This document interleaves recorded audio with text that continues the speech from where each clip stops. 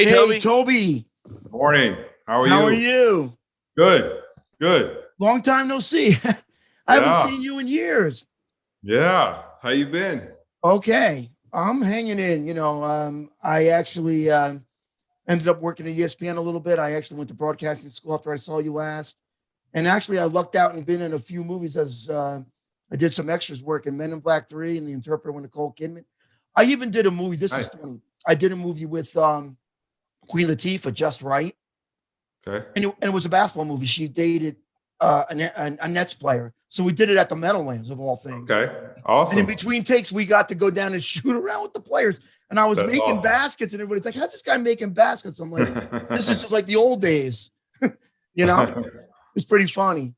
Yeah, So I like sports. I'm a sports fan. yeah, this is my friend Rob. I'm sorry, we Ni- do the show together. nice to meet you. Nice to meet you, Toby. So you were an NCAA champion. What's your thoughts of the tournament that just happened? I thought it was amazing. I got a chance to go down and check out the Final Four with UCLA, and to have them back to where they I think everybody feels they need to be, and they should have been for a long time ago. Is really heartwarming for me. I've been waiting for it for a long time to kind of bring the glory back to Westwood, and they've kind of brought a buzz. So I think it's going to be good things in the future. Yeah. How can that referee call a charge instead of a block? That was tough. That was tough. That We was should have tough. won that game. Yeah, yeah. It was a tough call at the end, but I mean, you got an undefeated season going with Gonzaga. Everybody wants, at least everybody on the network side wants Gonzaga to win. It's a little tough to make that call to win the game. So, I think it ended up, in a good situation as far as no one really made a mistake to lose the game. I think it was a situation where a kid made an extraordinary, amazing shot, and both sides played their tails off. And, it's going to be one of those games where even, no matter if Baylor won, years from now, I think people are going to remember that game and that shot just like they remember, even though they remember us winning the championship in '95. The one shining moment is Tyus coming down with the 4.8 and hitting that buzzer beater against Missouri. That's what everyone remembers about that year, even though we won the title. I don't. I remember the final game, and you were a monster. You had 26 points, right? Yeah. I had 26 points. It was a good night for me. Every year I look at the talented freshmen that, because right now I'm an agent. So, I follow all the kids, as they matriculate from high school up to college to the NBA. And, every year I check out that championship game, and in the back of my head, I have the record for the most points as a freshman in the championship game. That's right. And so I'm always thinking, especially like, the last game, they have Jalen Suggs, who's an amazing freshman. And I'm like, oh, that record is going to be toast tonight. It's done. And every year it stands, which is crazy to me. Especially with the era of one and dones being almost 2 decades now. It's withstood the test of time. That's impressive. Yeah, it's unbelievable, man. As much young talent that has come through college basketball in the last 26 years. Right.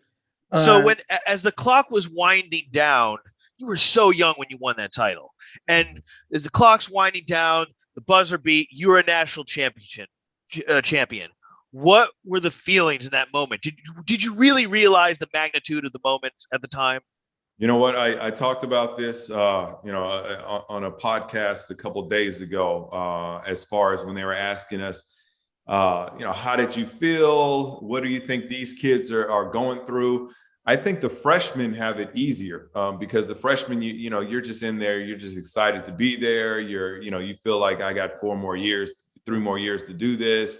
You don't really know the magnitude of it. You don't know the repercussions of if you win, if you lose. You don't know how many people you're going to actually touch after you win that game, and how it's going to, significantly change your life.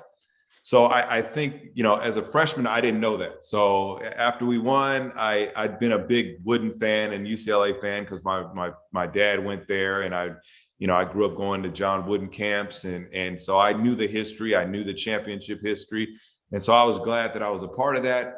But as my career went on, and I saw how your life has changed like that after you win the championship. I think every time I was in the tournament again, I really realized it and felt that weight. Like, Sure. man, we got to get back here. It's a lot riding on each game.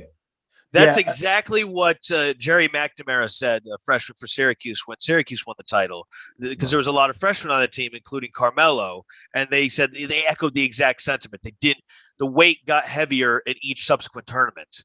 Yeah, for sure. And they expect you to do it. Like, as you get older, they expect you to pull it off and do this and that. As a freshman, whatever we could add to that special team was a bonus for the team. So, Your father played basketball, UCLA, or football? No, he played football, but he didn't.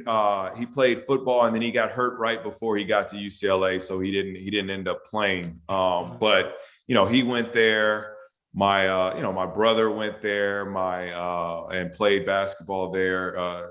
My younger brother, my wife played basketball and soccer there. My brother's wife played soccer there. So our whole team, our whole family is just, super UCLA alumni. And so for us, just having them come back and be a contender is super exciting for us.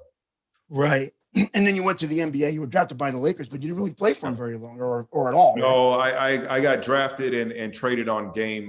So they drafted me for Phoenix because Phoenix didn't have any draft picks. So they traded me on draft day. I played, and then I played for Phoenix for a couple of years, and they wanted me to re-sign for a few more years. And, I just didn't see any pathway to the floor, considering our team was a playoff caliber team. And, we had superstars in my position with huge contracts, Penny Hardaway and Sean Marion and Rex Chapman had just signed a huge deal. And so, for me, I didn't feel like there was a chance for me to actually play as much as I wanted to play there. And there were, multiple teams that were interested, and it just so happens that I didn't sign that contract, went to the Bulls and ended up making it to the last cut and didn't make the team and ended up having to go overseas. But then I actually came back. I came back and played for the Knicks for a bit, for like a month. Right. And we thought, I remember that. I was going to come see you in New York. Yeah. I live in New Jersey, and I'm like, oh, he's going to stick. This is going to be great. Yeah. It was the craziest thing, man. It was, I actually made the team. It was all good. And then, I don't know if you remember, I think it was McDyess got hurt. Again. And they needed a big to replace him, and so they brought in, I think it was Leading Nalon or something. Right. And I got released, and at that point I started my overseas career, and it started to become so lucrative. I was winning championships and cups, and it's tough to pass up that burden of hand when you have when you have a nice contract overseas that's tax-free, to actually take a chance of coming back to the NBA and waiting until November to go to training camp and see if you make a team or not. It was just always a tough situation for me. Mm-hmm. You won the Greek Cup 2004. Yep. Is that the championship of Greece? Yeah, or that's a all of Europe? Greek Cup. And then I won the Belgian. I won a championship in Belgium. Mm-hmm. And I've gone to the finals in a few different teams, and it was a great run. I was player of the year 2 or 3 years in Greece. I was about to go to Real Madrid the next year, was headed there. And I actually had to have back surgery and was out for like 9 months. Oh, wow. I was just going to ask you what the wear and tear has been on your body playing your whole life.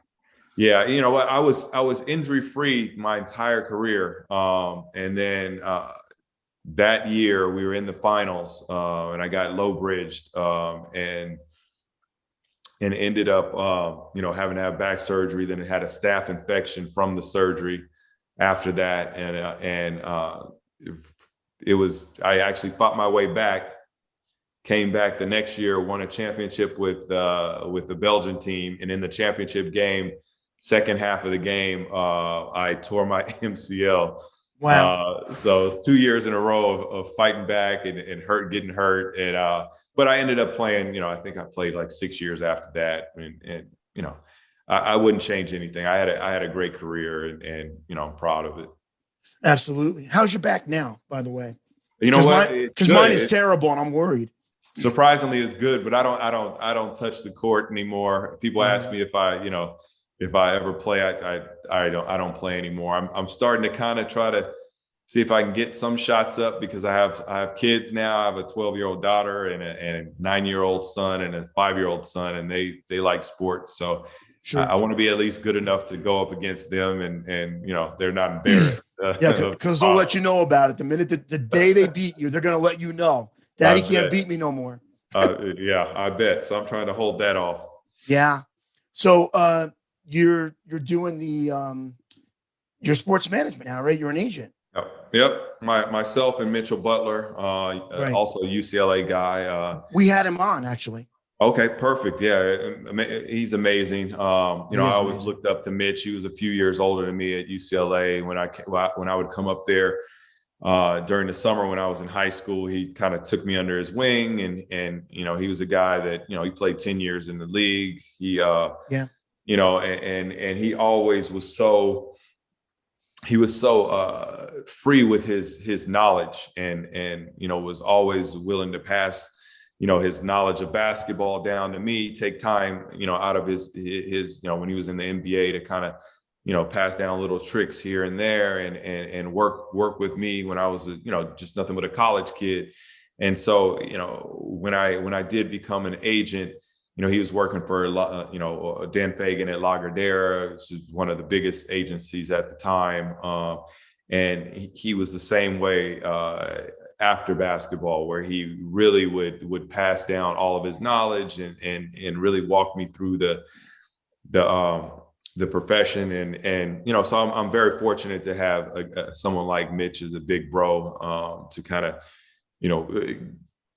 put me into the game and teach me everything I needed to know. And so we've been partners for the last, it's been like 10 years.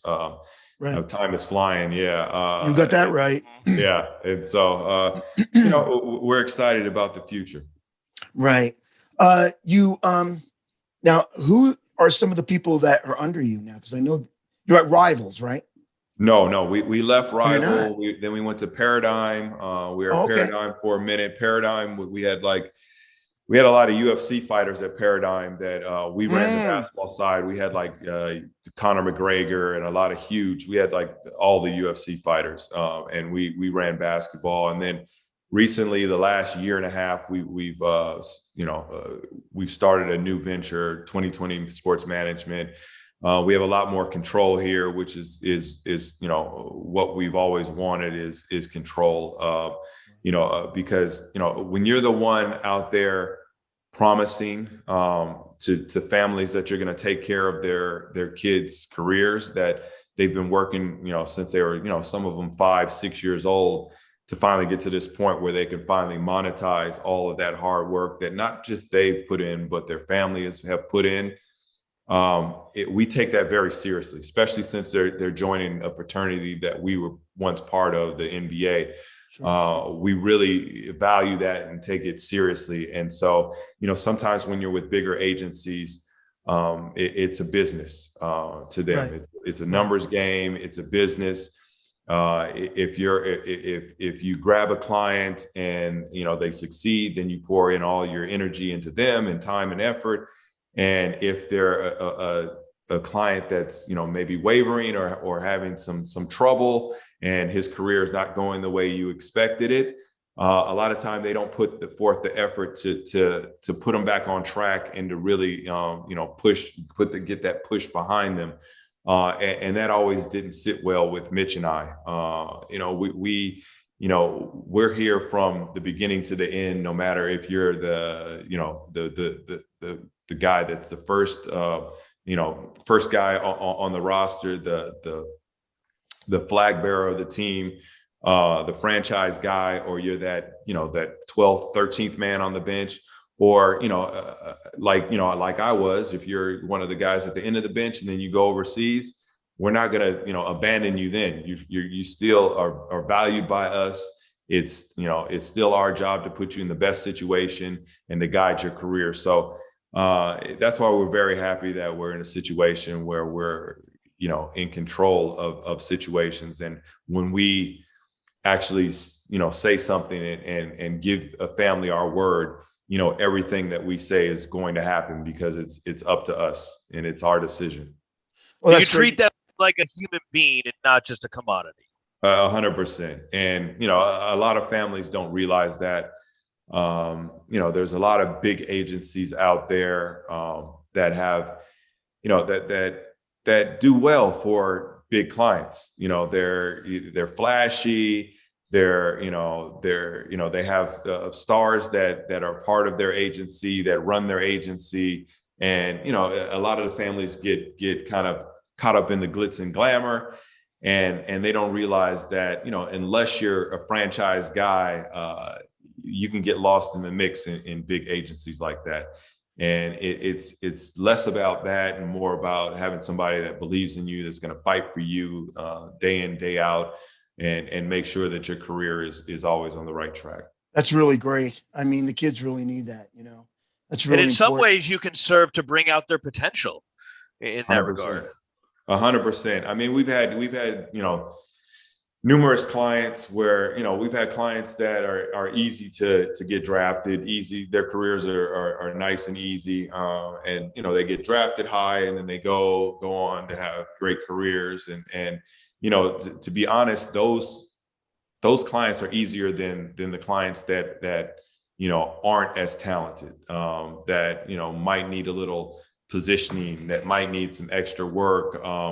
And so, for us, we've had a lot of great success stories with guys that, we feel that, if they didn't have us in their corner, putting them in the right position, really believing in them, that I don't know if they would have had the careers that they would have had. And, there's a kid, Josh Eustace, that,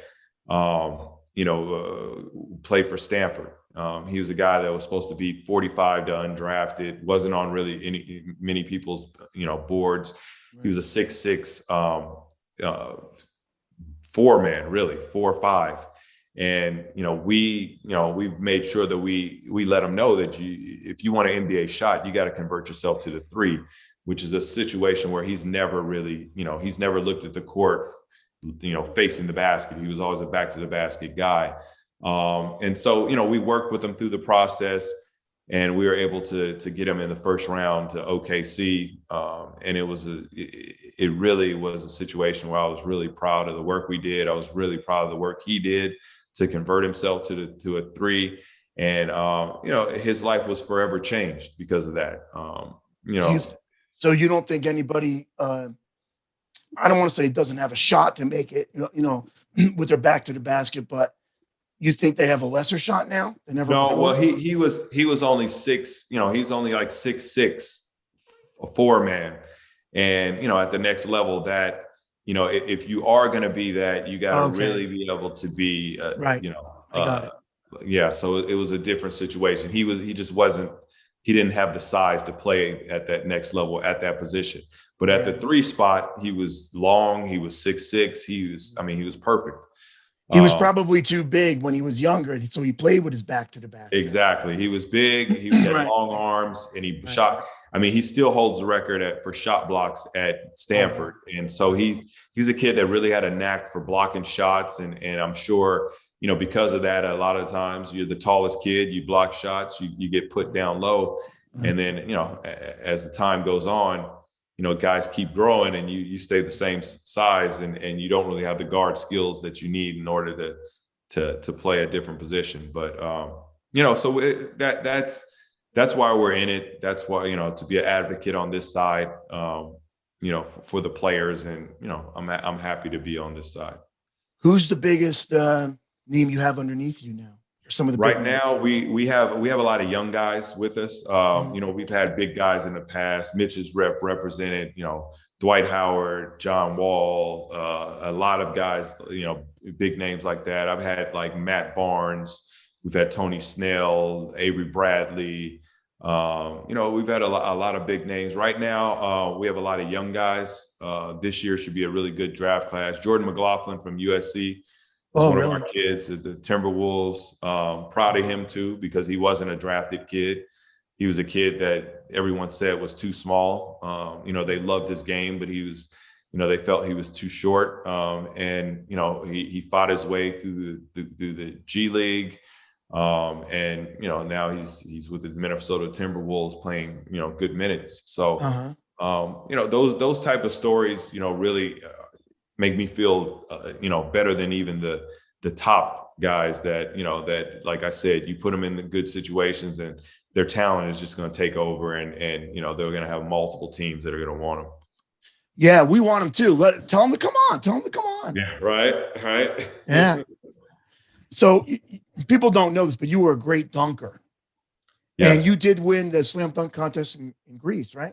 Yeah. Yep. I remember you were a high flyer at UCLA.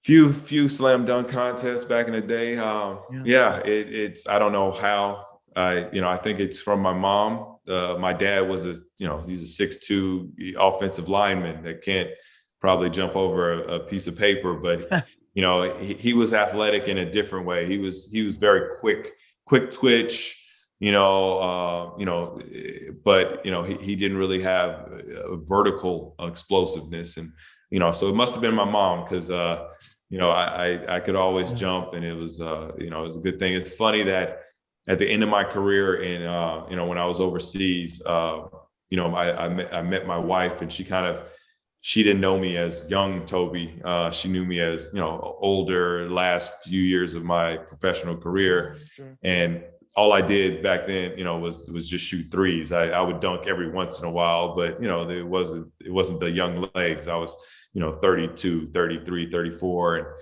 And you got to show us some highlight films from there. Yeah. She saw a highlight film or people would come up to her and be like, or me when we were together and just say, man, you used to jump so high. You're my favorite dunker. And she was like, what are you talking about? Like, all he does is shoot 3-pointers. Like, you can jump? No, it's funny. Not at all. So you think we can keep going at UCLA? You think we can get better? Maybe win? Yeah. I think now the way that Coach Cronin has he challenged the guys early. I think it was earlier this season, and he called them soft. And, at that time, I thought it was a situation where it was a risky maneuver to, call your team soft, but it was a necessary maneuver. I've been on teams where coach publicly calls guys out and, you can lose your entire team where they just don't want to play for you because you're, they don't believe in you anymore. And they think that you're not worthy of being followed. But in this case, it was the perfect maneuver for the coach to do. He weeded out guys that weren't on board, and he showed everyone else that if you want to play on this team and be a part of this new culture that he was creating, you had to play defense. You had to be tough. You couldn't just be a soft UCLA team that we've been the last 10 years. It's funny because in the last 4 games, I believe they were in first place with 4 games to go, and they lost them, and they ended up losing, the conference. So I think it was it Oregon that won the conference? Oregon State. And no, the conference. Wasn't the conference. I think the conference championship. You're talking about the championship, the regular season tournament. Yeah. The regular season, I think, was Oregon. But right. I didn't understand. Oregon. I thought to myself, Cronin always makes them. Every team he's ever coached would be playing defense and jumping all over the place. And this team was kind of soft. And I'm like, where is that? And, all of a sudden, boom, it happened. Yep. It's going to be good for us. I mean, like I said, whoever comes in now, he's he's produced a culture and created a culture where whoever comes in now is gonna have to either step in line or they're not gonna play, and they know that, and they're gonna it's gonna make them play better. And now the fact that Cronin comes from a place like Cincinnati where he did have that toughness, but now he's at a place like UCLA where he can bring the toughness and he can also get the five-star recruits, that UCLA has a history of getting. Now that's a dangerous combination. I mean, we could really do damage now. And Coach Cronin had tremendous success at Cincinnati, incredible success. His only hitch was just not breaking through that first opening weekend of the tournament. And now he has with UCLA. So I think the sky's the limit with you guys. I think you landed a really good coach, and now he has all the resources at UCLA. And I think you guys will be back.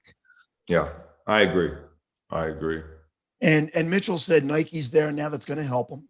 Oh, it's immensely. I mean, it sounds like a small thing, but these kids, these kids like swag. They like feeling good, and when you feel good and you look good, you play good. So, I think it also gives them access to the Nike circuit is a very talented circuit that for AAU, and when you have that pool of players to kind of choose from. Not saying that we couldn't have gotten Nike guys, when we were with Under Armour, but Under Armour likes their guys to go to Under Armour schools. Nike likes their kids to go to Nike schools. So right. It's just the way the world works. They direct them there, yeah. They keep it that way. So and who do you like in the NBA? Oh, sorry, I was just ready to ask you the same question. What do you think? There's a lot, nowadays the NBA, as much as I watch the games, I kind of go for individual talent and just appreciate all of the just amazing talent that's in the NBA rather than, hang my hat on a team. It's crazy how these teams are being guys are moving here and there. These power teams are being created. Yeah. You just never know until the end of the year how teams are gonna, what teams are gonna really be, good. Right now, there's so many marquee players that are injured right now that, depending on who comes back, can LeBron come back? Can will? Oh, that's right. Will he come back? Right now, James Harden is injured a little bit. KD is, so if guys can come back and everyone is 100% on each team. Right. It'd be hard for Brooklyn to lose. I mean, Brooklyn is a you like Brooklyn. Brooklyn is a power. I was thinking the same thing. Yeah, but it's can they get back to 100%, full health and strength, and I'll tell you this, LeBron, I never bet against him because, every year I keep saying his skills are going to diminish because he's getting older. And right. He's going to be 36 at the end of the year? Yeah. How can he continue to be this explosive every year? Right. And he always, defies age and does it. So I'm not going to bet against him, but I will say, I think he needs to, win in the next two years if he really wants to still have that impact. I can't see him being as impactful in 3 or 4 years from now. No, I agree. And you know what? I mean, it also helps. He knows what players are the best, and he tries to get them to come play with him every place he goes. Yeah, he's the best recruiter in the league. Yeah, he could be an agent in that light because he brings them in. But and I'm a Celtic fan. My voice is going down. I don't know what's going on. But and I wanted the Celtics to get. Why didn't you? I know you guys work with Danny Ainge. Why didn't you get Anthony Davis? Oh man, yeah. Because he was the best player in the league outside of LeBron, and LeBron knew it. That's why he wanted him there. But I mean, it's hard to LeBron and AD had a relationship since they were since AD was young, and it's hard to pass up. Getting asked to come play with LeBron James. That's a tough hill for Danny Ainge to kind of get on. I knew we were in trouble when Anthony Davis changed agents and he had LeBron's agent. I'm like, okay, well, we know where he's going now. Yeah, it's it's the way the world is now. 6 of Clutch's clients are on the Lakers right now. Mm-hmm. It is what it is. Yeah. Do you have any insight? Do you have any insight on the orthopedic advancements going on right now with these players? The access to stem cell treatments, other advanced treatments. What's going on there? Are we going to see players playing later and later in their life? Oh, for sure. I mean, the way that they take care of their That's good bodies news. is is a big reason why LeBron looks as fresh as he does at this age. We would, back in the day, we would get our ice and every once in a while get a massage. And, From my brother. Yeah, exactly. And, it was great, but it was more of reactive, a reactive situation where, my knees are hurting. Let me get some ice on it. Let me get some stem. Nowadays, these kids are really proactive. They're spending, millions of dollars a year. LeBron spends $1 million a year on his treatment, on his preventative, on his recovery, on his, making sure that his body is at the optimal level, because he knows that $1 million investment is going to yield him, multi-millions of dollars. And so it's going to prolong his career. Every year he can play is another 50, to $70 million, if you think about it. So that's right. It's just like any job. You put some money in, you invest it and you get a lot more out. Yeah, So and his that's return is huge. That's a small, small investment for the amount of return that he's going to get. You got that right.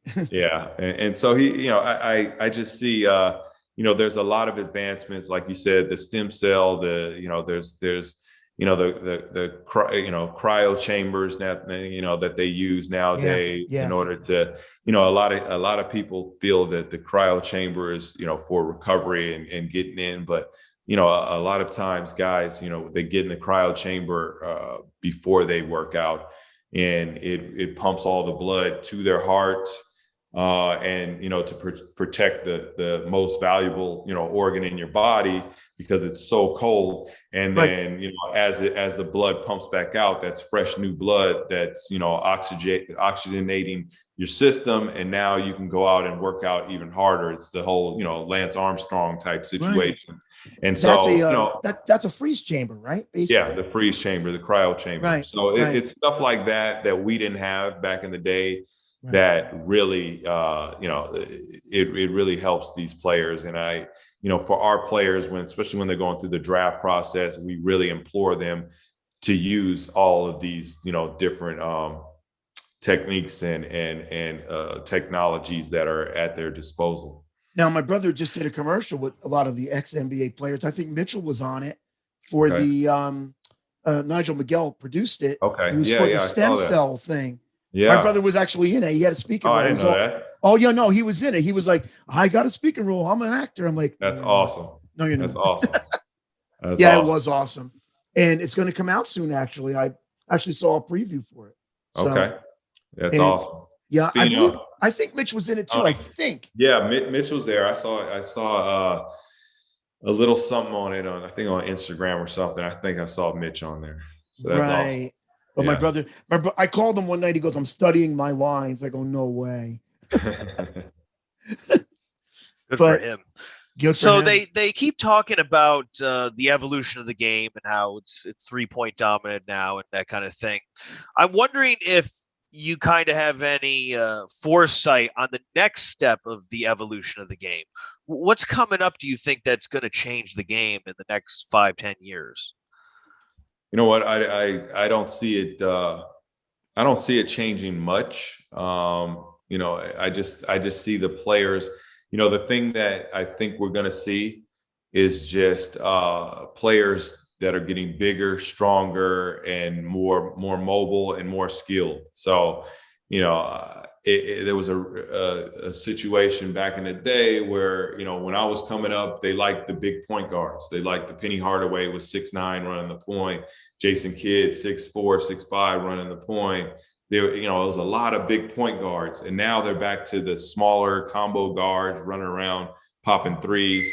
I think it's going to be a situation where, as nowadays these parents, they're letting their kids that are the biggest kid on the team play the guard position now. They're letting them shoot threes, even though they're probably going to be a 7-footer. And so as that continues, I just see a league full of just huge, quick players that can shoot threes. So you might have big PGs again, but all of them are just knock down shooters from the outside and can play the every position. So just very versatile players that can play almost every position on the court. That's except center, because to me, I understand what direction it's going in now, but I'm not so sure it's the right one at times. Because the one thing nobody talks about, they can talk about the analytics all they want, but the one thing they never talk about is how many games do teams blow because they take too many threes and shoot themselves right out of the game when they're cold. Yeah. That happens a lot. A lot. I mean, it happened to James Harden in Houston when the team was 3 for 22 for the game in Game 7 at home, and the Rockets got eliminated. I mean, I don't know. I just think that it's still one down low at the end of the day. It just look, like I said, a 5-on-1, 3 of those 5 guys should not be pulling up from 3. Yeah. They all should be running to the basket and dunking like you used to. It's that simple. You know what? I don't think it's coming back though, man. Unless you have Shaq. I'm sorry to hear that. I'm sorry it's dead. If you have a guy like Shaq coming through, maybe it'll come back and people start doing it again. But they just don't. Nowadays, if Shaq was playing, they would just put a small lineup in and make Shaq have to come out of the game because he couldn't guard anyone. Back in our day, we would put a big in to counter Shaq and stop him from doing what he was doing. But it's just a different day and age. And I personally, I like the old school where I like watching that better. Where you got the battle of the bigs down low, and then you had the guards outside battling as well. And it wasn't just everyone just, standing around popping threes, but, it is what it is. Yeah, that's what I'm saying. So you think the league is better now than it was? Because I kind of don't. I mean, the players may be better, but I don't think the play's not. No way. The play, it just depends on, I think it's what you like to look at. Back in our day, they didn't score as many points. So if you like, more points, you like today's game. If you like guys, like Shaq dunking on people's heads, you like back then, I like the toughness back then of guys, they let guys basically, you could kill somebody going to the basket back then. Yeah, the Detroit Pistons today would be lost, right? You could hand check. Something to it, exactly. So I liked watching that, but it's I don't think that's not coming back. These it's players a contact sport, right? Yeah, but these players are too valuable now. When you're making, $50 million a year, and the franchises are making what they're making, you don't want your star player getting, body checked, and having a risk of going, going out with the injury. Yeah. So, well, you know what the thing about you were saying how they're stacking teams. When my brother was in the league, and we talk about this, I understand in the 90s they didn't score as much because there was like when the Knicks and the Rockets were good. But before that in the 80s, they were still scoring well over 100 points, and they played the game the right way. Yeah. I just think that a lot of those guys from the 80s retired, and the 90s guys, I don't think they were as good as the 80s guys, except for Jordan. I don't. And when my brother was in the league, he would tell me every team had great players on it. This nonsense about, these guys only played, the league wasn't that good. The kids that are saying this today never saw that league. Yeah. So they can't make that claim. They just can't. Yeah. They're just good in a different way. Right. Nowadays, the shooting nowadays, it's crazy. Like it's unbelievable. Yeah. From how deep they shoot with, they shoot half court shots with, normal form, which is nuts. Like if you've ever really seen them up close and personal, like take shooting practice, like Steph. Oh yeah. Right. They shoot half court shots. Damian Lillard, like normal form. And, that just blows my mind because, back in our day, that was a terrible shot. That was terrible. You would have got benched for that. Yeah. Horrible shot. But they've made it into the norm. And it's just really, it's crazy to watch. It's hard to guard. How do you guard somebody out by the half court? Yeah. So guys, I'm gonna have to get to work soon. Okay. Toby, thank you so much for joining us. Yeah, you guys. Open invite anytime.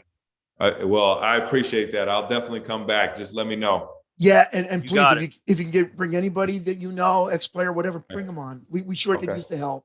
Okay. And we love you. We appreciate you. And we wanted to let everybody know how great you were as a player. And and people forgot about what you've did at UCLA and how you still have the final 26 points in the final game. And we want people to remember that. Oh, I appreciate that. Thank you guys so much for having me. Thank you, Tobe. Stay peaceful.